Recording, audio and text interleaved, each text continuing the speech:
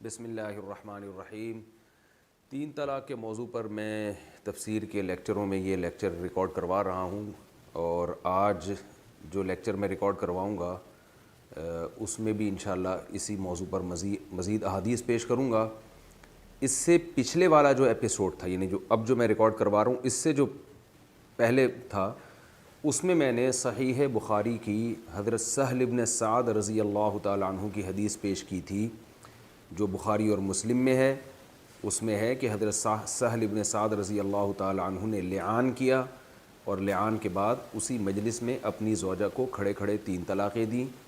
اور ان کے الفاظ یہ تھے کہ یا رسول اللہ، اگر میں اس کو ابھی بھی اپنے نکاح میں باقی رکھوں تو گویا میں نے جھوٹ باندھا اس پر، یہ کہہ کر آپ نے کھڑے کھڑے 3 طلاقیں دے دیں۔ اس پر میں بہت ڈیٹیل سے پہلے بیان کر چکا ہوں، اور ابو داؤد کی پھر حدیث تھی فَأَنفَذَهُ رسول اللہ صلی اللہ علیہ وسلم، کہ نبی صلی اللہ علیہ وسلم نے اس کو نافذ بھی کیا۔ تو اگر ابو داؤد کی حدیث نہ بھی مانی جائے تو بھی بخاری میں اتنے الفاظ ہیں کہ انہوں نے 3 طلاقیں دی۔ اس پر میں ڈیٹیل سے بات کر چکا ہوں کہ اس سے پتہ چلتا ہے کہ حضرت عویمہ رجلانی کا اپنا یہی خیال تھا کہ 3 دوں گا تو نکاح سے ختم ہوں گی، اس کے بغیر نہیں، اور اس خیال پر آپ صلی اللہ علیہ وسلم نے رد بھی نہیں کیا۔ پھر میں نے بتایا تھا کہ اہل حدیث علماء 2 واقعات کو مرج کر دیتے ہیں۔ یہی واقعہ ہلال ابن امیہ رضی اللہ عنہ کا بھی ہے۔ اس میں یہ نہیں ہے کہ حضرت ہلال نے طلاق دی تھی، بلکہ اس میں ہے کہ نبی صلی اللہ علیہ وسلم نے ان کے درمیان تفریق کی تھی۔ تو وہ واقعہ، وہ الفاظ یہاں بھی بعض دفعہ نقل کر دیے جاتے ہیں، اور یہ باور کرایا جاتا ہے کہ لعان کرنے سے ہی نکاح ختم ہو جاتا ہے، لہذا 3 2 1 2 اس سے کوئی فرق نہیں پڑتا۔ اس پر بھی میں نے کافی دلائل دیے تھے کہ جو اہل حدیث علماء جو حدیثیں پیش کرتے ہیں ان میں کہیں بھی نہیں ہے کہ لعان کرتے ہی نکاح ختم ہو جاتا ہے۔ تو بخاری کی ایک اور روایت اس بارے میں پیش کی جاتی ہے، حضرت سہل بن سعد رضی اللہ تعالیٰ عنہ کے واقعے کے ضمن میں۔ یہ جو میں نے بار بار کہا نا کہ حضرت سہل نے 3 کو 3 جب سمجھا تو نبی نے اس پہ رد کیوں نہیں کیا، تو بعض اہل حدیث علماء کہتے ہیں کہ نبی نے رد کیا ان الفاظ کے ساتھ، اور وہ صحیح بخاری اور مسلم کے الفاظ ہیں کہ آپ نے فرمایا ذاک تفریق بین کل المتلاعنین، یہ ہر 2 لعان کرنے والے، یہ 2 لعان کرنے، ہر 2 لعان کرنے والوں کے درمیان یہ تفریق ہے۔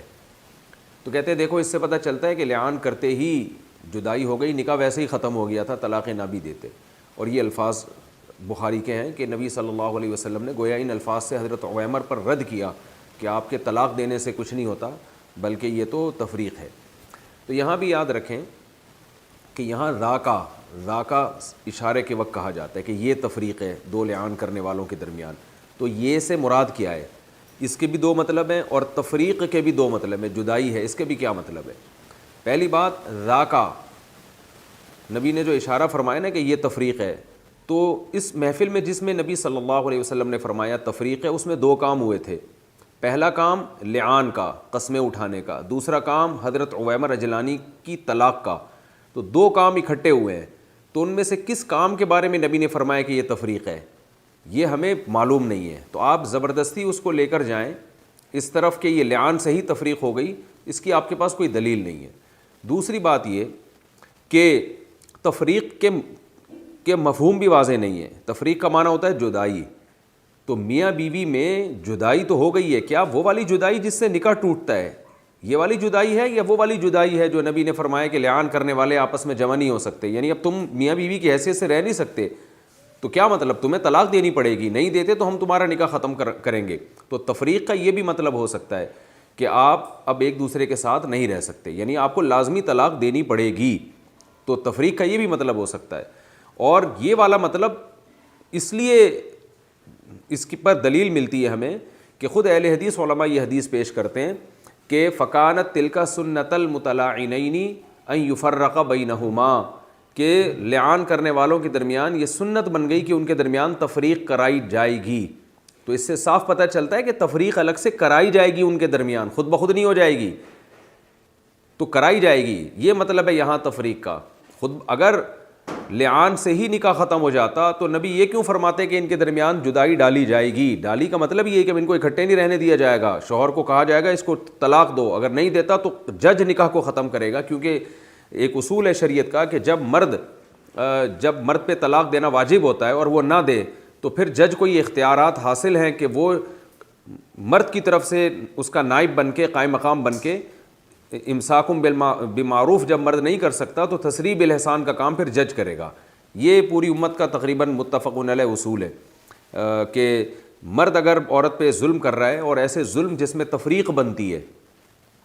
اور مرد پہ طلاق دینا واجب ہو جاتا ہے، تو اگر وہ نہیں دیتا تو پھر جج جو ہے اس کا نائب بن کے ڈیورس واقع کر سکتا ہے. اور وہ ظلم کی چند صورتیں ہیں، وہ محدود صورتیں ہیں، ان میں سے ایک یہ بھی ہے کہ اس نے بیوی پہ تہمت لگائی ہے اور گواہ نہیں پیش کر سکتا اور عورت اس کے دعوے کو تسلیم نہیں کر رہی، تو اب یہ حدود اللہ پہ قائم رہ کے زندگی نہیں گزار سکتے. لہذا ایسی صورت میں مرد پر واجب ہے کہ وہ بیوی کو طلاق دے. وہ نہیں دے گا تو جج جو ہے مرد کی طرف سے پھر بیوی کا نکاح ختم کرے گا. اور میں نے پھر آپ سے کو عرض کیا کہ فرض کر لیں ان تمام احادیث سے یہی ثابت ہوتا ہے کہ لعان سے ہی نکاح ختم ہوتا ہے، فرض کر لیں آپ، تو بھی حضرت عویمر اجلانی کا جو یہ سمجھنا، حضرت عویمر کو تو نہیں پتہ تھا نا لعان سے نکاح ختم ہو رہا ہے، انہوں نے تو لعان کیا اور کھڑے کھڑے اپنی بیوی کو 3 طلاقیں دے دیں. اور کن الفاظ سے دیں؟ کذبت علیہا ان امسکتھا یا رسول اللہ، یا رسول اللہ اگر میں اس کو اپنے نکاح میں اب باقی رکھوں گا تو اس کا مطلب میں نے ان پہ جھوٹ باندھا ہے. لہذا انہوں نے اسی وقت 3 طلاقیں دے دی. اس سے صاف پتہ چلتا ہے کہ وہ یہ سمجھ رہے تھے کہ نکاح سے خارج کرنے کے لیے مجھے 3 دینی پڑیں گی، ایک سے نکاح سے خارج نہیں ہوگی. تو ایک مجلس کی 3 سے وہ سمجھ رہے تھے کہ خارج ہو جائیں گی. تو اب ہم یہاں اس پہ ہم یہ کہتے ہیں کہ اگر صحابہ کے دور میں ایک مجلس کی 3 طلاقوں کو ایک سمجھا جاتا، یہ رواج ہوتا جیسے کہ ہمارے اہل حدیث حضرات کہتے ہیں، اگر یہ واقعی ایسا ہی ہوتا تو پھر حضرت عویمر اجلانی کے صحابہ میں داخل نہیں ہے. وہ کیوں سمجھ رہے ہیں کہ اکٹھی 3 سے 3 ہوتی ہیں، ایک نہیں ہوتی؟ اور وہ جو حضرت عویمر اجلانی کے ساتھ بہت سارے صحابہ اس وقت موجود تھے، وہ بھی تو صحابہ میں داخل ہیں، وہ کیوں یہ سمجھ رہے تھے کہ واقعی اکٹھی 3 سے 3 ہوں گی؟ آپ اگر کہتے ہیں صحابہ کے دور میں ایک مجلس کی 3 کو ایک سمجھا جاتا تھا، تو یہ سارے صحابہ کیوں نہیں سمجھ رہے تھے؟ پھر یہ سب ان کو کہتے ہیں کہ بھائی آپ کو پتہ نہیں ہے کہ ایک مجلس کی 3 تو ایک ہوتی ہیں، اس سے تھوڑی نکاح ختم ہوگا. آپ کہہ رہے ہو میں نکاح ختم کرنے کے لیے 3 دے رہا ہوں. تو یہ صاف پتہ چلتا ہے کہ اس میں آپ کو اپنی بات ثابت کرنے کے لیے تعویل در تعویل در تعویل در تعویل کرنی پڑے گی. تو اس سے صاف پتہ چلتا ہے کہ حضرت عویمر اجلانی طلاق کے مسائل سے واقف تھے. ان کو پتہ تھا کہ زمانہ جاہلیت میں جتنی بھی 2 ایک ہیں، اب زمانہ جاہلیت کا حکم منسوخ ہو گیا ہے، اب 3 دو گے تو 3 ہی ہوں گی. تو وہ یہ سمجھتے تھے. یا آپ یہ کہیں کہ یہ حضرت عویمر اجلانی کا اپنا ذاتی خیال تھا. بس یہ آخری بات کر کے پھر میں اگلی حدیث آپ کے سامنے پیش کرتا ہوں. ایک بات رہ جاتی ہے کہ حضرت عویمر اجلانی رضی اللہ تعالیٰ عنہ کو یہ تو معلوم تھا کہ زمانہ جاہلیت میں جو جتنی بھی طلاقیں دے دو وہ ایک ہی ہوتی ہیں، یہ تو معلوم تھا ان کو. لیکن ان کو یہ نہیں پتہ تھا کہ اکٹھی اگر 3 دو گے تو وہ ایک ہوگی، یہ مسئلہ ان کو معلوم نہیں تھا. تو اس میں یہ عرض کرتا ہوں، دیکھیں صحابہ کرام میں اگر کوئی کم علمی تھی نا طلاق کے مسائل میں یا کسی بھی مسئلے میں، یا تو وہ زمانہ جاہلیت سے چلی آ رہی تھی اور ان کو اس کے منسوخ ہونے کا علم نہیں ہوا. جیسے متع، بہت سے صحابہ سے مروی ہے کہ وہ نبی کے دور میں متع کیا کیونکہ ان کو پتہ نہیں تھا کہ متع حرام ہو چکا ہے اور زمانہ جاہلیت میں جائز سمجھا جاتا تھا اس کو. تو صحابی رسول یا تو 3 طلاقوں کو 3 سمجھیں گے یا ایک سمجھیں گے زمانہ جاہلیت کی وجہ سے. اور اگر ان کو پتہ ہے کہ زمانہ جاہلیت کا حکم منسوخ ہو چکا ہے، جیسے کہ عویمر اجلانی کو تو پتہ تھا، تو پھر اپنی طرف سے کوئی رائے قائم نہیں کریں گے کیونکہ طلاق کے مسائل میں عقل نہیں چلتی، اس میں کسی سے پوچھا جاتا ہے. تو ایک عام آدمی ہمارے دور میں پان گٹکے کھانے والا، وہ بھی طلاق کے مسائل میں مفتیوں سے رجوع کرتا ہے، پوچھتا ہے کہ کتنی ہوتی ہیں، 3 ہوتی ہیں یا 1 ہوتی ہیں، وہ خود سے رائے قائم نہیں کرتا. تو یہ کیسے ممکن ہے کہ حضرت عویمر اجلانی جیسے صحابی رسول نے 3 کو 3 سمجھنا خود سے شروع کر دیا ہو؟ یقیناً ان کو اس بارے میں پہلے قرآن کی آیتیں اور نبی صلی اللہ علیہ وسلم کا سے علم ہوگا کہ بھائی مجھے نکاح سے نکالنے کے لیے اکٹھی 3 دینی پڑیں گی، ورنہ خود سے طلاق کے مسائل میں کوئی بھی رائے قائم نہیں کرتا. تو صحابی رسول کیسے رائے قائم کر سکتے ہیں؟ تو یہ تمام باتیں اس بات کی مضبوط دلیل ہے کہ اس حدیث سے صاف پتہ چلتا ہے کہ ایک مجلس کی 3 طلاقیں ایک ہوتی ہیں. جب تک آپ کے پاس اس سے زیادہ واضح بے غبار حدیث نہ ہو، صحیح بخاری اور مسلم کی ایسی مضبوط سند جیسی حدیث نہ ہو جس میں آتا ہو کہ نبی نے ایک مجلس کی 3 طلاق کو ایک قرار دیا ہے، اور ایسی کوئی حدیث ہمارے پاس نہ نبی سے ملتی ہے اور نہ کسی صحابی کا کوئی قول ہمیں ملتا ہے. جو کچھ ملتا ہے وہ میں نے آپ کو سامنے بتا دیا کہ اس کے الفاظ واضح نہیں ہیں، جس میں واضح الفاظ ہیں اس کی سند بالکل یعنی گویا کہ بہت زیادہ شدید ضعیف سندیں اور اس کی، اور جن کی سند صحیح ہے ان میں اس کے خلاف مل رہا ہے۔ اب ہم اگلی حدیث کی طرف چلتے ہیں، دوسری وہ حدیث جس سے پتہ چلتا ہے کہ رسول اللہ صلی اللہ علیہ وسلم کے دور میں اکٹھی 3 طلاقوں کو بھی ایک ہی سمجھا جاتا تھا۔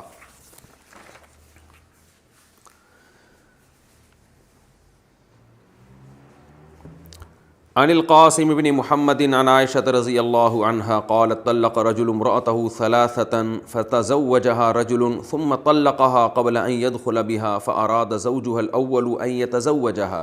فسئل رسول الله صلى الله عليه وسلم عن ذلك فقال لا حتى يذوق الآخر من عسيلتها ما ذاق الأول۔ صحیح بخاری و مسلم حدیث نمبر 3604۔ حضرت عائشہ رضی اللہ تعالیٰ عنہ فرماتی ہیں کہ ایک شخص نے نبی صلی اللہ علیہ وسلم کے دور میں اپنی بیوی کو 3 طلاقیں دیں، کسی دوسرے مرد نے اس کی 3 طلاقوں والی عورت سے نکاح کیا، دوسرے مرد نے ہم بستری سے پہلے طلاق دے دی، اس خاتون نے ارادہ کیا کہ اپنے پہلے والے شوہر سے نکاح کریں گی، تو اس بارے میں نبی صلی اللہ علیہ وسلم سے پوچھا گیا، آپ نے فرمایا نہیں کر سکتی جب تک کہ یہ دوسرے مرد کا ذائقہ نہ چکھ لیں، یعنی وہ ان سے ہم بستری نہ کر لے جیسے پہلے نے ان سے ہم بستری کی ہے۔ یہ جو حدیث ہے،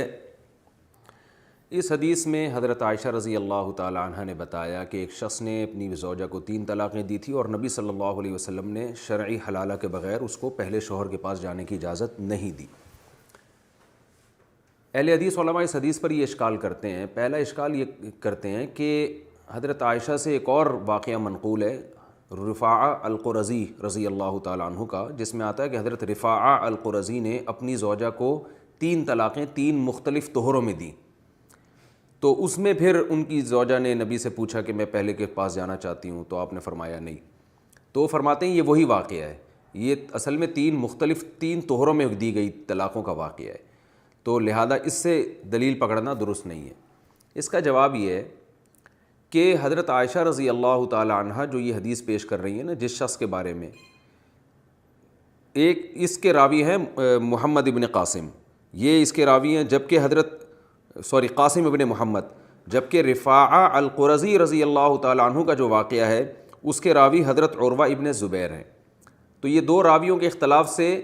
ہم یہ کہہ سکتے ہیں کہ یہ الگ الگ واقعات ہیں، ممکن ہے، پھر بھی ہم کو اصرار نہیں ہے اس پر، لیکن ایک اور اس سے زیادہ مضبوط قرینہ ہے،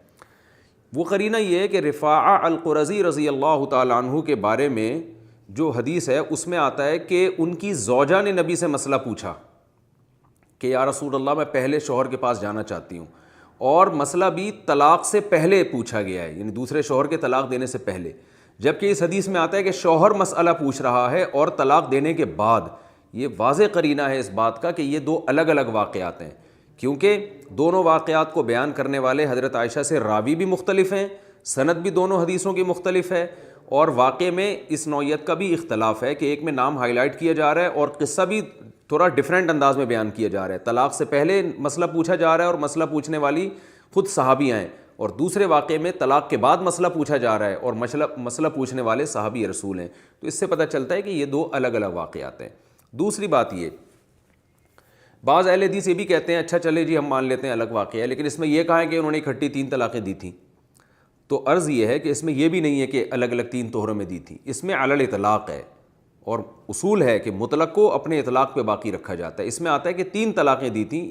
ہمیں نہیں پتہ کہ اکٹھی دی تھیں یا الگ الگ طہروں میں دی تھیں، تو جب تک ہمیں نہیں پتہ آپ نے مطلق کو اپنے عموم پر ہی رکھنا ہے جب تک آپ کے پاس اس کے خلاف کوئی مضبوط دلیل نہ ہو۔ لہذا اس حدیث سے اکٹھی 3 طلاقوں کا حکم بھی پتہ چل گیا اور الگ الگ 3 طلاقوں کا حکم بھی، کیونکہ یہ فرق تو بعد میں آپ نے نکالا ہے کہ اکٹھی اور الگ الگ میں فرق ہے، نبی کے دور میں یہ فرق جائز ناجائز ہونے کے لحاظ سے تو تھا، واقع ہونے کے لحاظ سے نہیں تھا، لیکن آگے جو حدیث آ رہی ہے انشاءاللہ وہ اس سے بھی زیادہ واضح ہے۔ چوتھی حدیث ہے عن ہشام بن عروۃ عن ابیہ عن عائشہ رضی اللہ عنہا انہا سئلت عن الرجل يتزوج المرأة فيطلقها 3 فقالت قال رسول الله صلى الله عليه وسلم لا تحل للأول حتى يذوق الآخر عسيلتها وتذوق عسيلته۔ سنن بہقی کی حدیث ہے، بالکل سند بے غبار ہے اس کی، اور حدیث نمبر 15587۔ حضرت ہشام ابن عروہ اپنے والد سے، وہ حضرت عائشہ رضی اللہ تعالی عنہ سے نقل کرتے ہیں کہ حضرت عائشہ رضی اللہ تعالی عنہا سے پوچھا گیا کہ ایک آدمی کسی عورت سے نکاح کرتا ہے اور اس کو 3 طلاقیں دے دیتا ہے، تو اس کے بارے میں آپ مسئلہ بتائیں۔ امی عائشہ نے فرمایا کہ نبی نے ایسے مرد کے بارے میں حکم دیا ہے، ایسی عورت کے بارے میں حکم دیا ہے کہ یہ اپنے پہلے شوہر کے لیے حلال نہیں ہے جب تک کہ کسی دوسرے مرد سے نکاح کر کے ہم بستری نہ کر لے اور دوسرا بھی اس سے ہم بستری نہ کر لے، یعنی دونوں ایک دوسرے کا ذائقہ نہ چکھ لیں، اس وقت تک یہ پہلے کے لیے حلال نہیں ہے۔ یہاں بھی ہمارے اہل حدیث حضرات کہتے ہیں اس میں یہ کہاں ہے کہ وہ اکٹھی 3 دی تھیں۔ سوال یہی ہے کہ یہ اکٹھی 3 اور الگ الگ مجلسوں کی 3 کا فرق آپ نے کیا ہے۔ اگر یہ نبی کے دور میں اس فرق کی کوئی حیثیت ہوتی طلاق کے واقع ہونے کے لحاظ سے، تو امی عائشہ رضی اللہ تعالی عنہا سے جب سوال پوچھا گیا کہ امی عائشہ آپ بتائیں ایک آدمی بیوی کو 3 طلاقیں دیتا ہے تو کیا حکم ہے، تو امی عائشہ فوراً اس سے سوال پوچھتی کہ ایک مجلس میں دی ہیں یا 3 مہینوں میں فرق کر کے دی ہیں، کیونکہ سوال پوچھنے والے کا مقصد یہ تھا کہ 3 کے بعد بیوی حلال ہے یا نہیں ہے، تو امی عائشہ نے فرما دیا حلال نہیں ہے جب تک یہ پروسیس پورا نہ ہو جائے بغیر کسی معاہدے کے، تو اس وقت تک حلال نہیں ہے۔ تو امی عائشہ فوراً بتاتی کہ بھائی اکٹھی دی ہیں یا الگ الگ محفلوں کا پوچھ رہے ہو، تو صحابی نے ایسا، جو امی عائشہ سے جو پوچھنے والے ہیں انہوں نے ایسا کچھ بھی نہیں پوچھا، تو انہوں نے کبھی سوال بھی علی طلاق تھا کہ بھائی میں اس بحث میں نہیں پڑتا کہ اکٹھی دی ہیں یا الگ الگ محفلوں میں دی ہیں، میں یہ پوچھ رہا ہوں کہ جس مرد نے بیوی کو 3 دے دی اس کا حکم کیا ہے، تو امی عائشہ نے فرمایا اس کے بارے میں تو نبی کا حکم موجود ہے کہ وہ پہلے شوہر سے نکاح نہیں ہو سکتا، تو علی طلاق امی عائشہ رضی اللہ تعالیٰ عنہ اس کو فتویٰ دیا، تو اور نبی کی حدیث بھی اسی اپنے فتوے کی دلیل کے طور پہ پیش کی، تو جیسے امی عائشہ کا اپنا فتویٰ علی طلاق ہے تو نبی کی حدیث بھی علی طلاق اس بات کی دلیل ہے کہ ایک محفل میں اور الگ الگ محفل میں صحابہ کے دور میں طلاق کے واقع ہونے کے لحاظ سے کوئی فرق نہیں تھا، نہ مستفتی سے پوچھا جاتا تھا کہ ایک میں دی ہیں یا الگ الگ محفلوں میں دی ہیں، ورنہ امی عائشہ جیسی فقیہہ، ان جیسی ذہین اور ان جیسی نبی کے مزاج کو سمجھنے والی، اور طلاق کے مسائل میں تو بہت گہرائی میں جا کے جواب دینا پڑتا ہے کہ حلال حرام نہ ہو جائے۔ ہمیں پتہ ہے ہمارے پاس لوگ جب سوال لے کر آتے ہیں تو ہم ان سے 10 قسم کے کویشچن پوچھتے ہیں تاکہ ہمیں پوری ورڈنگ پتہ چلے، ایسا نہ ہو کہ رخصتی سے پہلے دے دی اور ہم اس کو رخصتی کے بعد کے حکام جاری کر رہے ہوں، تو بہت ڈیٹیل ہم اس سے پوچھتے ہیں، لیکن امی عائشہ رضی اللہ تعالیٰ عنہ بتا رہی ہے میں 3 دے دی تو یہ حکم ہے، تو 3 کے بعد بیوی پہلے کے لیے حلال نہیں ہے۔ تو اگر یہ 3 ایک مجلس کی اور الگ الگ مجلسوں میں فرق ہوتا تو امی عائشہ ضرور پوچھتی کہ ایک محفل کی بات کر رہے ہو یا 3 مہینوں کی بات کر رہے ہو۔ 5ویں حدیث عن اللیث عن نافع، ابو داؤد کی جو حدیث ہے نا فانفذہ رسول اللہ صلی اللہ علیہ وسلم، اس کو میں مستقل حدیث کاؤنٹ کر رہا ہوں کیونکہ ابو داؤد کی وہ حدیث جس میں آتا ہے کہ سہل ابن سعد کی 3 طلاقوں کو نبی نے کاؤنٹ کیا تھا وہ مستقل ایک حدیث ہے، تو اس کو ملا کے اب تک میں نے آپ کے سامنے 4 حدیثیں پیش کر دی ہیں۔ 5ویں حدیث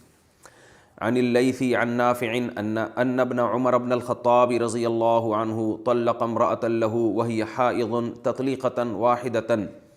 فأمره رسول الله صلی اللہ علیہ وسلم ان يراجعها وكان عبد الله إذا سئل عن ذلك قال لأحدهم إن كنت طلقتها 3 فقد حرمت عليك حتى تنكح زوجا غيرك وزاد فيه غيره عن الليث حدثني نافع قال ابن عمر لو طلقت مرة أو مرتين فإن النبي صلى الله عليه وسلم أمرني بهذا، صحیح بخاری حدیث نمبر 5332۔ لیث حضرت نافع سے اور وہ عبداللہ ابن عمر سے جو حضرت عمر کے بیٹے ہیں، ان سے روایت کرتے ہیں کہ عبداللہ بن عمر نے اپنی زوجہ کو حالت حیض میں 1 طلاق دی، آپ صلی اللہ علیہ وسلم نے حکم دیا کہ رجوع کرو۔ عبداللہ ابن عمر سے جب اس بارے میں پوچھا جاتا، اس بارے میں کیا مطلب حالت حیض میں اگر طلاق دی ہو تو کیا حکم ہے اس طلاق کا، اس بارے میں جب ان سے پوچھا جاتا تو وہ جواب یہ دیتے کہ اگر تم نے 3 دے دی ہیں تو پھر تمہاری بیوی تم پر حرام ہو گئی جب تک کہ کسی اور سے نکاح نہ کرے۔ اور لیث یہ بھی نقل کرتے ہیں کہ نافع نے فرمایا کہ حضرت عبداللہ بن عمر نے یہ بھی فرمایا کہ اگر تم نے 1 دی ہے یا 2 دی ہیں تو پھر حرام نہیں ہے بیوی، کیونکہ مجھے نبی صلی اللہ علیہ وسلم نے اسی بات کا حکم دیا۔ تو عبداللہ بن عمر نے حالت حیض میں اپنی بیوی کو 1 طلاق دی تھی، ان سے جب حالت حیض کی طلاق کے بارے میں پوچھا جاتا تو وہ فرما دیتے کہ بھئی اگر تم نے 3 دے دی ہیں تو پھر نکاح حلال نہیں ہے۔ اس سے صاف پتہ چل رہا ہے کہ ایک مجلس کی 3 کے بارے میں پوچھا جا رہا ہے، یعنی حالت 1 مہینے کی 3 کے بارے میں پوچھا جا رہا ہے، حالت حیض کی 3 کے بارے میں پوچھا جا رہا ہے۔ تو وہ بتا رہے ہیں کہ نبی نے مجھے جو حکم دیا تھا نا کہ رجوع کرو، وہ اس لیے حکم دیا تھا کہ میں نے 1 دی تھی، آگے خود انہوں نے فرمایا کہ اگر تم نے 1 یا 2 دیوں تو رجوع کا حق ہے، 3 دیوں تو رجوع کا حق نہیں ہے۔ تو اس سے حدیث کے سیاق و سباق سے ظاہر ہو رہا ہے، واضح پتہ چل رہا ہے کہ حالت حیض کی طلاق کے بارے میں آپ سے پوچھا جا رہا ہے، اور آپ حالت حیض ہی کی طلاق کے احکام بیان کر رہے ہیں کہ نبی نے رجوع کا حکم دیا تھا بشرطے کہ 1 یا 2 دی ہو، اگر 3 دی ہو تو پھر رجوع کا حق نہیں ہے۔ تو اس 3 سے بظاہر بہت مضبوط قرائن سے پتہ چل رہا ہے کہ حالت حیض کی 3 طلاقیں مراد ہیں، اور وہ بھی غیر شرعی ہونے کے باوجود نافذ بھی ہوتی ہیں، اور ایک ہی مہینے میں دیے جانے کے باوجود بھی نافذ ہو جاتی ہیں وہ۔ تو یہ واضح پتہ چلتا ہے۔ اگر آپ اس کے کچھ اور معنی لیتے ہیں تو وہ تعویل بعید ہوگی، وہ کھینچا تانی کر کے، یعنی سیاق و سباق سے ہٹا کر آپ اس حدیث کو لے کے جا رہے ہیں۔ پھر یعنی اہل حدیث جو علماء ہیں نا، اس 5ویں حدیث کا یہی جواب دیتے ہیں کہ یہ نبی نے جو فرمایا نا کہ 1 اور 2 کے بعد رجوع کر سکتے ہو، 3 کے بعد نہیں، تو اس سے 3 الگ الگ طہروں کی مراد ہیں، تو حدیث کا سیاق و سباق اس کی نفی کر رہا ہے۔ 6ٹھی حدیث ہے عن انس بن مالک رضی اللہ عنہ ان رسول اللہ صلی اللہ علیہ وسلم سئل عن رجل طلق امرأته 3 فتزوجت زوجا فمات عنها قبل ان يدخل بها هل يتزوجها الاول قال لا حتى يذوق عسيلتها، مسند ابی یعلا، حدیث نمبر 4199 اور اسنادہ حسن۔ انس بن مالک رضی اللہ تعالیٰ عنہ فرماتے ہیں کہ رسول اللہ صلی اللہ علیہ وسلم سے اس شخص کے بارے میں پوچھا گیا جو اپنی بیوی کو 3 طلاقیں دے دے، اور وہ عورت کسی دوسرے مرد سے نکاح کیا اور اس مرد کا انتقال ہو گیا ہم بستری کرنے سے پہلے، تو کیا یہ عورت پہلے میاں کے لیے حلال ہے؟ تو آپ صلی اللہ علیہ وسلم فرمایا نہیں، جب تک کہ دوسرا مرد یعنی کسی ایسے یعنی جس سے بھی نکاح کرے جب تک وہ اس سے ہم بستری نہیں کر لیتا، پہلے سے نکاح حلال نہیں ہے۔ اس حدیث کی اسناد حسن ہے۔ امام ہیثمی فرماتے ہیں مجمع الزوائد باب متى تحل المبتوتہ، حدیث نمبر 7791، فرماتے ہیں ورجالہ رجال الصحیح خلا محمد بن دینار الطاہی وقد وثقہ ابو حاتم و ابو زرعہ و ابن حبان وفیہ کلام لا یضر۔ یہ پوری سند کی تحقیق اس کا حاصل یہ کہ حدیث حسن ہے، قابل قبول ہے۔ تو اس حدیث میں بھی نبی سے جب پوچھا گیا کہ ایک آدمی اگر بیوی کو 3 طلاقیں دے اور وہ خاتون کسی دوسرے مرد سے نکاح کریں اور دوسرے کا انتقال ہو جائے ہم بستری سے پہلے، تو کیا یہ عورت پہلے کے لیے حلال ہوگی؟ آپ نے فرمایا نہیں۔ تو یہاں بھی آپ صلی اللہ علیہ وسلم نے کوئی تفصیل نہیں بیان فرمائی کہ بھئی وہ ایک طہر میں اگر 3 دی تھیں یا الگ الگ طہر میں دی تھیں، ایک مجلس میں دی تھیں، الگ الگ مجلس میں دی تھیں، غصے میں دی تھیں یا نارمل کنڈیشن میں دی تھیں۔ ہمارے اہل حدیث حضرات یہ بھی کہتے ہیں غصے میں، بعض حضرات کہتے ہیں غصے میں طلاق نہیں ہوتی، تو ایسا بھی کچھ نہیں ہے، طلاق غصے میں بھی ہو جاتی ہے۔ ہمارے پاس کوئی حدیث نہیں ہے جس میں آتا ہے کہ غصے میں طلاق نہیں ہوتی۔ وہ جو لا طلاق ولا عتاق فی اغلاق کی حدیث پیش کی جاتی ہے، اس میں اغلاق کا مطلب کسی بھی لغت میں غصہ نہیں لکھا ہوا۔ اغلاق کا مطلب ہوتا ہے رائے عقل کے دروازے 100% بند ہو جائیں، تالا پڑ جائے، اور وہ نیند میں یا بے ہوشی میں یا جنون کی حالت میں ایسا ہوتا ہے، اور اس میں پوری امت کا اجماع ہے کہ جب انسان کی عقل کام ہی نہ کر رہی ہو، کوئی بے ہوش ہوا ہوا ہے یعنی نیند میں ہے، سوتے سوتے طلاق دے رہا ہے، یا یہ کہ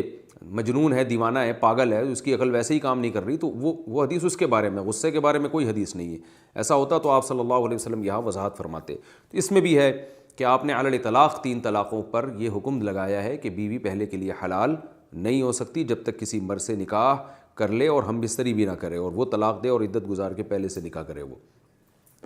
تو یہاں بھی نبی نے نہیں پوچھا کہ تم کس کی بات کر رہے ہو، اکٹھی دی ہیں یا الگ الگ محفلوں میں دی ہیں، کیونکہ آج جب بھی کوئی اہل حدیث علماء کے پاس آتا ہے تو اس سے سوال پوچھتے ہیں کہ ایک مجلس میں دی ہیں الگ الگ مجلسوں میں، تو ان کا سوال پوچھنا خود حدیث کے خلاف جا رہا ہے کہ نبی تو یہ سوال نہیں پوچھتے تھے، نبی تو علی طلاق 3 کا 3 ہونے کا فتویٰ دیا کرتے تھے۔ 7ویں حدیث عن عبداللہ بن عمر رضی اللہ عنہ قال سئل النبی صلی اللہ علیہ وسلم عن الرجل يطلق امرأته 3 فيتزوجها الرجل فيغلق الباب ويرخي الستر ثم يطلقها قبل ان يدخل بها قال لا تحل للأول حتى يجامعها الآخر، سنن نسائی، حدیث نمبر 3415۔ عبداللہ بن عمر رضی اللہ تعالیٰ عنہ سے روایت ہے کہ نبی صلی اللہ علیہ وسلم سے اس شخص کے بارے میں پوچھا گیا جو اپنی بیوی کو 3 طلاقیں دے اور پھر دوسرا مرد اس سے نکاح کرے اس کی بیوی سے۔ اب دوسرے مرد نے دروازہ بند کیا اور پردہ گرا دیا اور پھر اس کے بعد طلاق دے دی، یعنی اس ہم بستری نہیں کی، بس دروازہ بند کیا، کنڈی لگائی اور پردہ بھی گرا کے فوراً طلاق دے دی، ابھی ہم بستری نہیں کی۔ تو آپ صلی اللہ علیہ وسلم فرمائے یہ عورت پہلے شوہر کے لیے حلال نہیں ہے جب تک کہ دوسرا ہم بستری نہ کر لے، یعنی کوئی دوسرا مرد ہم بستری اس عورت سے نہ کر لے نکاح کے بعد۔ تو اس حدیث کو بھی ناصر الالبانی رحمہ اللہ نے صحیح لغیرہ قرار دیا ہے۔ آپ سنن نسائی للالبانی جو صحیح و ضعیف سنن نسائی للالبانی وہ دیکھ سکتے ہیں آپ، حدیث نمبر 3415۔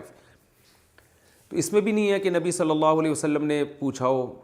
کہ بھئی وہ جو پہلا جس نے 3 دیے ہیں وہ ایک مجلس میں دیے ہیں یا الگ الگ مجلسوں میں،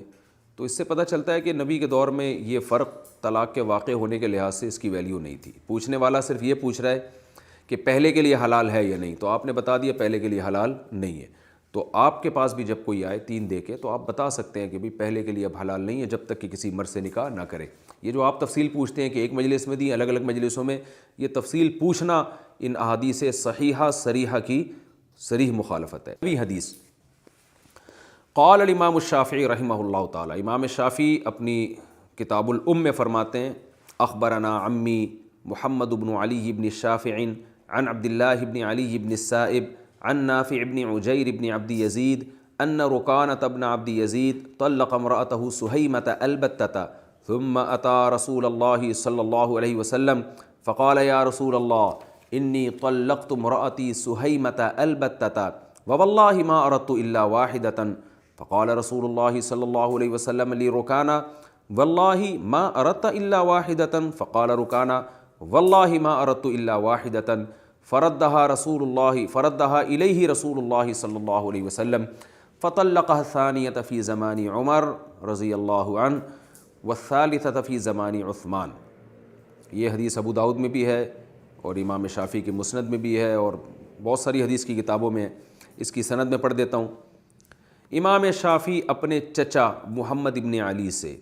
اور وہ اپنے والد کے چچا زاد بھائی عبداللہ ابن علی ابن السائب سے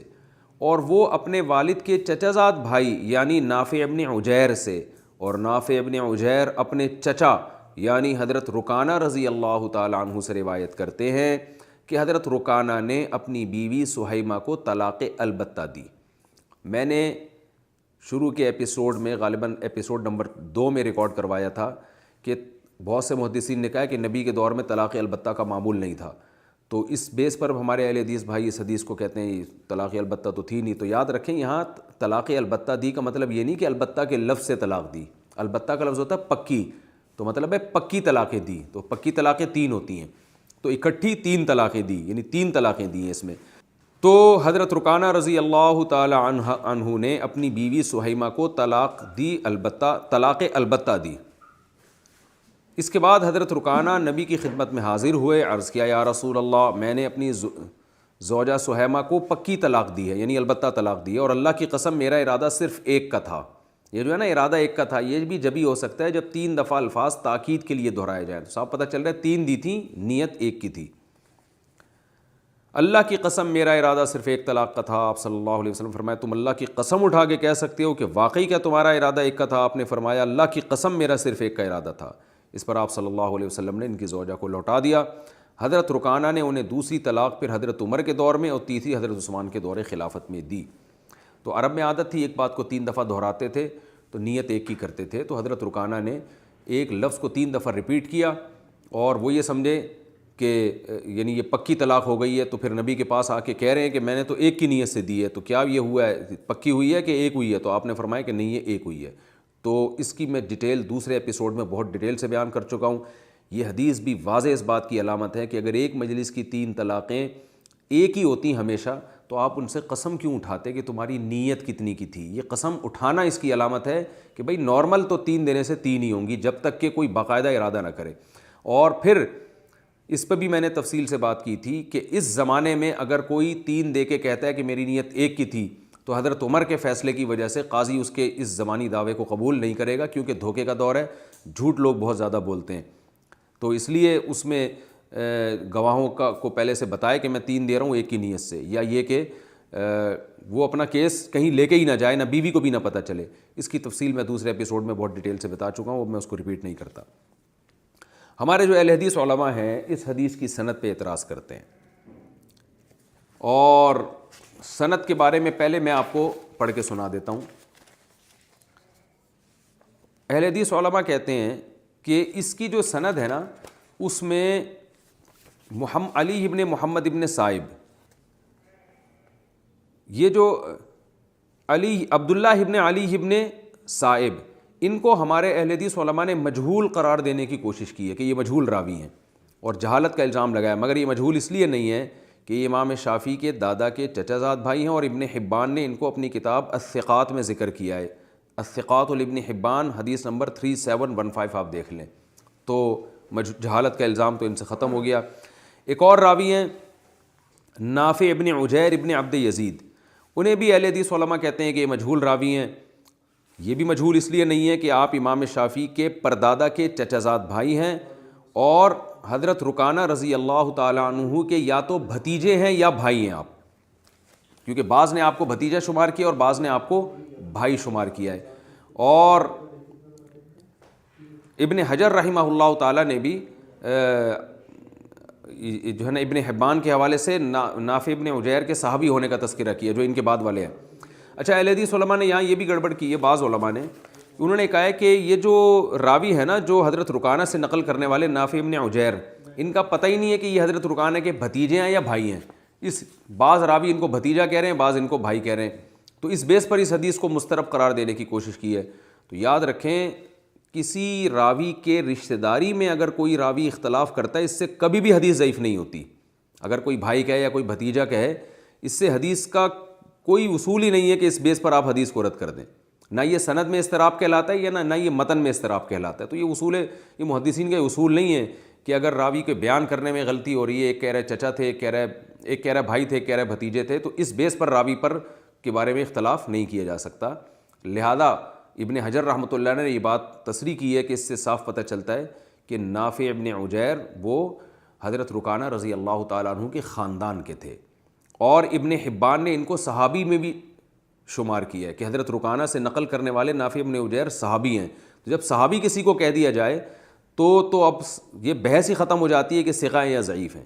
اب تو رد کرنے کی گنجائش ہی نہیں باقی بچتی. اور دوسری بات یہ کہ اگر ہم یہ فرض کر لیں کہ یہ صحابی نہیں ہے, تو محدثین کا اصول ہے کہ جس راوی کے بارے میں اختلاف ہو جائے کہ یہ صحابی ہے یا نہیں ہے, وہ راوی پائے درجے کے تابعین میں بہرحال ان کا شمار ہوگا, یعنی صف اول کے کبار تابعین میں ان کا شمار ہوتا ہے, کیونکہ وہ صحابہ کے بہت قریبی دور کے ہیں کہ جن کے بارے میں بعض نے کہا کہ نہیں ہے, بعض نے کہا کہ ہیں. اور اصولی بات یہ ہے کہ جس تابعی کے صحابی ہونے میں اختلاف ہو جائے تو جس نے کہا کہ نہیں ہے تو اس میں ہم تعویل کر سکتے ہیں کہ ان کو نہیں پتہ ہوگا کہ انہوں نے صحابہ کی زیارت کی ہے, اور جو یہ دعویٰ کرے کہ یہ ہیں تو اس کے بارے میں یہ کہا جا سکتا ہے کہ بھئی ان کو علم ہوگا. کیونکہ جب کسی چیز کی نفی پہ دعویٰ کیا جاتا ہے نا کہ یہ نہیں ہے, تو اس کا مطلب بھائی آپ کو نہیں پتہ ہوگا کہ یہ صحابی ہیں, اور اگر کوئی محدثین کہہ رہے ہیں صحابی ہیں تو اس کا مطلب ان کے پاس دلیل پہنچ گئی ہوگی. تو ایسے تعارض میں ہمیشہ جو دعویٰ صحابیت کا کرے ان کو ترجیح دی جاتی ہے. تو نافع ابن عجیر کو اگر آپ صحابی مان لیں ابن حبان کے قول کے مطابق, تو پھر تو یہ بحث ہی بالکل فضول ہو جائے گی کہ بھائی تھے یا چچا تھے. تو اس سے صاف پتہ چلتا ہے کہ یہ جو اس حدیث کی جو ہے سند ہے بالکل بے غبار ہے. یہ جو پہلے راوی تھے جن پر اہل حدیث اعتراض کرتے ہیں کہ اس حدیث کے جو راوی عبداللہ ابن علی ابن صائب یہ مجہول ہیں, ان کی جہالت کا بھی میں نے آپ کو الزام کا جواب دے دیا. ابن حبان ان کو اپنی کتاب الثقات میں تذکرہ کر رہے ہیں. ضعیف ہونے کا الزام نہیں لگا, ضعیف ہونے کا الزام ہوتا تو ہم پیش کرتے کہ اہل حدیث بتاتے کہ یہ ضعیف راوی ہیں. جہالت کا الزام لگا اور وہ ابن حبان نے کتاب الثقات میں ان کا تذکرہ کر کے اس الزام کو ختم کیا. اور دوسری بات یہ کہ امام شافعی جیسا مجتہد ان کو دلیل کے طور پر پیش کر رہا ہے. امام شافعی تو امام بخاری کے استاذ تھے, بہت بڑا آپ کا علمی مقام تھا. تو ان کی آپ اس پیش کردہ سند جس کو وہ خود صحیح سمجھ رہے ہوں اور اس کو بطور دلیل کے پیش کر رہے ہوں, اس پر آپ کیسے اعتراض کر سکتے ہیں؟ یہی وجہ ہے کہ علامہ ابن عبد البر اپنی کتاب جو تفسیر قرطبی اس میں لکھتے ہیں وہ روایت الشافعی لحدیث رکانہ عن عمہ اتم, کہ امام شافعی نے جو حدیث رکانہ کو اپنے چچا سے ذکر کیا ہے نا وہ اتم حدیث ہے, یعنی وہ بالکل ایسی واضح حدیث ہے, کیونکہ حضرت رکانہ سے اس کے علاوہ جو کچھ ملتا ہے وہ بے غبار نہیں ہے. اس کے الفاظ میں بھی بڑا تعارض ہے اور اس کی ورڈنگ میں بھی بہت اختلاف ہے. سند تو بالکل ہی فضول ہے جو میں نے آپ کے سامنے پیش کی تھی. اور ہمارے اہل حدیث علماء اس پر ایک اعتراض یہ بھی کرتے ہیں کہ اس حدیث کی ایک سند میں آتا ہے کہ حضرت رکانہ کی بیوی کا نام سہیمہ تھا اور ایک میں آتا ہے حشیمہ تھا,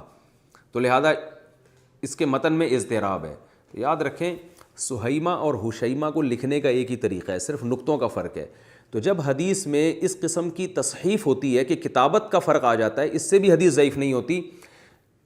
ورنہ آپ بخاری کی بھی حدیثوں کو پھر آپ کو ضعیف قرار دینا پڑے گا. بخاری میں آتا ہے کہ وَيَضَعُ الْحَرْبَ, حضرت عیسیٰ علیہ السلام جو قرب قیامت میں نازل ہوں گے حربہ کو ختم کریں گے. حربہ کہتے ہیں جنگ کو, اسی سے قادیانی کہتے ہیں کہ حضرت عیسیٰ تو جنگ ختم کرنے کے لیے آئیں گے, جبکہ ہمیں بہت ساری حدیثوں میں ملتا ہے کہ حضرت عیسیٰ جزیہ کو ختم کریں گے, حربہ کو ختم نہیں کریں گے, جزیہ کو. اب جزیہ اور حربہ کو لکھنے کا طریقہ ایک ہی ہے، تو اس سے صاف پتہ چلتا ہے کہ بخاری کی حدیث میں راوی سے لکھنے میں غلطی ہوئی ہے کہ جزیہ کو انہوں نے حربہ لکھ دیا، ہا کے نیچے جیم کا نقطہ نہیں ڈالا اور را کے اوپر زے کا نقطہ نہیں ڈالا۔ تو تمام محدثین کا اتفاق ہے کہ اس قسم کی جو غلطی ہوتی ہے نا کتابت کی، اس سے کبھی بھی حدیث ضعیف نہیں ہوتی۔ تو یہاں بھی ایک راوی سہیمہ نام بتا رہے ہیں، ایک حشیمہ، لکھنے کا طریقہ دونوں کا ایک ہے، نقطوں کا اختلاف ہے، تو نقطوں کا اختلاف کسی راوی سے تصحیف کے طور پر ہو گیا ہے، اس سے حدیث ضعیف نہیں ہوتی۔ تو یہ حدیث جو امام شافعی بیان کرتے ہیں اپنے چچا کے بارے میں، امام شافعی فرماتے ہیں عمی ثقۃ تہذیب الاسماء واللغات لابی زکریا النووی، اس میں امام شافعی فرماتے ہیں عمی ثقۃ، میرے چچا ثقہ ہیں۔ دوسرے حدیث کے راوی ہیں عبداللہ ابن علی ابن صائب، ان کو بھی ابن حبان نے کتاب الثقات میں شمار کیا، اور میرے علم میں کوئی ایسی دلیل، کوئی مشہور محدث نہیں ہے جنہوں نے ان کو ضعیف قرار دیا ہو۔ اور تیسرے راوی ہیں نافع ابن عجیر، نافع ابن عجیر کے بارے میں بتایا ان کے صحابی ہونے میں اختلاف ہے، بعض کہتے ہیں وہ صحابی تھے، بعض کہتے ہیں تابعی تھے، اور فرض کر لیں کہ یہ تابعی تھے تو پھر یہ حدیث مرسل ہوگی، یعنی ایک تابعی جنہوں نے صحابی کی زیارت نہیں کی مگر وہ صحابی سے نقل کر رہے ہیں صحابی کے دور کے بہت قریب، تو اس میں آپ یہ کہہ سکتے ہیں کہ درمیان میں ایک راوی غائب ہے۔ تو یہاں یہ راوی کا غائب ہونا اس لیے نقصان نہیں پہنچاتا حدیث کو کہ حضرت رکانہ کے سگے بھائی یا سگے بھتیجے حضرت رکانہ سے نقل کر رہے ہیں، تو گھر کا جو رشتہ دار ہے نا، جو رہنے والا ہے ساتھ، اس کو اپنے خاندان کی باتیں زیادہ معلوم ہوتی ہیں، خاص طور پہ طلاق سے متعلق مسائل میں۔ مثال کے طور پر میں اگر بتاتا ہوں کہ میرے دادا نے یہ کیا، آپ کہیں بھائی تو مفتی صاحب آپ نے تو اپنے دادا کو دیکھا نہیں ہے، تو ظاہر ہے میں نے باپ سے سن کے بتایا ہوگا، اور خاندان کے فرد کی بات جتنا میں جانتا ہوں گا کوئی دوسرا نہیں جانتا ہوگا۔ دوسرے بتا رہے ہیں کہ حضرت رکانہ نے جو ہے نا وہ ایک مجلس میں 3 طلاقیں دی تھیں، علی طلاق نبی نے اس کو ایک قرار دیا، اور گھر کا فرد بتا رہا ہے کہ حضرت رکانہ نے ایک مجلس میں 3 ایک کی نیت سے دی تھیں، تو آپ بتاؤ کہ گھر کے فرد کی بات زیادہ معتبر ہوگی یا کسی تھرڈ پرسن کی بات زیادہ معتبر ہوگی؟ اور وہ تھرڈ پرسن بھی عبداللہ بن عباس ہیں جو خود ایک اکٹھی 3 طلاقوں کے 3 ہونے کا فتویٰ دے رہے ہیں، جو عبداللہ بن عباس سے یا دوسرے جو صحابی ہیں وہ اس پایہ کے نہیں ہیں، بلکہ اگر ہم صحابی کو تو علی طلاق حجت مانتے ہیں تو آگے ان سے نقل کرنے والے لنگڑے لولے راوی ہیں۔ اس سے صاف پتہ چلتا ہے بھائی آپ حضرت رکانہ سے متعلق وہ حدیثیں جن کی سند بے انتہا ضعیف، جن کے متن میں اضطراب، جن کی سند میں اضطراب، اور جو حضرت رکانہ کے رشتہ دار بھی نہیں ہیں، ان حدیثوں کو تو آپ حجت بنا رہے ہو۔ اور امام شافعی جو حضرت رکانہ کی آل اولاد میں ہیں، وہ ایسی سند پیش کرتے ہیں جس کے سارے راوی ثقہ بھی ہوں اور قریشی اور ہاشمی بھی ہوں۔ اس سند میں کمال یہ ہے کہ سارے قریشی اور ہاشمی راوی ہیں، حضرت رکانہ کی آل اولاد ہے ساری، اس کو آپ مسترد کر دو تو اس سے صاف پتہ چلتا ہے کہ یہ علمی خیانت کہلائے گی۔ تو حضرت رکانہ کی یا تو آپ کسی حدیث کو حجت نہیں مانو، اگر آپ نے حجت ماننا ہے تو اس والی یہ حدیث اس قابل ہے کہ آپ اس کو حجت مانیں اور اس کے مطابق آپ فیصلہ کریں۔ تو یہ بھی آپ نے حدیث دیکھ لی، اس کے بعد اگلے ایپیسوڈ میں انشاءاللہ مزید احادیث پیش کروں گا، اور ان میں بھی یہی ہے کہ نبی صلی اللہ علیہ وسلم نے کوئی فرق نہیں کیا کہ اکٹھی دی ہوں، 3 دی ہوں، شرعی طریقے سے دی ہوں، غیر شرعی طریقے سے دی ہوں، تو وہ آپ کے سامنے انشاءاللہ احادیث آئیں گی۔ اللہ تعالی ہمیں سمجھنے کی، عمل کی توفیق عطا فرمائے۔